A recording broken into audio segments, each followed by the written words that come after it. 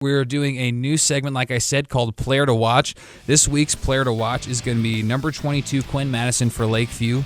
Quinn Matteson, the Vikings are getting ready to face Centura. Centura's 1-3. The Vikings are 0-4. Just looking at some of the stats for Quinn Matteson, 2-point field goal percentage 36%, field goal percentage 42%, and 3-point field goal percentage 66%, which is pretty good. He's above the team average on everything, 34, 30%, and 23% for the team. And then rebounds, he's got 20 on the season.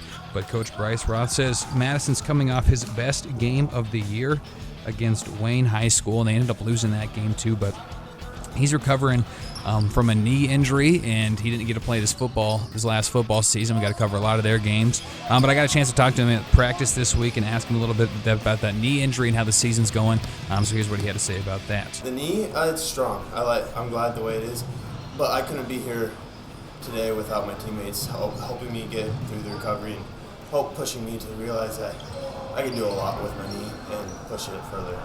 So now that he is back, he's going to be. It should be a good game this weekend. They're taking on Centura. Centura, like I said, is 1-3. The Lakeview boys are 0-4, but it's a home game, and it's always exciting to get it home. It's definitely a winnable game.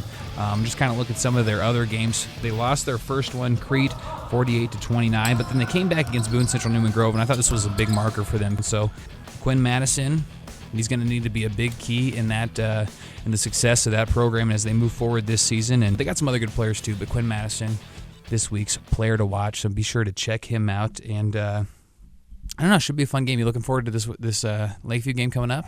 I absolutely am. You're looking back at the two of the losses they've had are against Aurora and Crete, and those are teams that are undefeated 4-0. So the only really disappointing loss, I guess you would say, for the Vikings is that last game against Wayne, because that was a team that was very beatable, 1-4.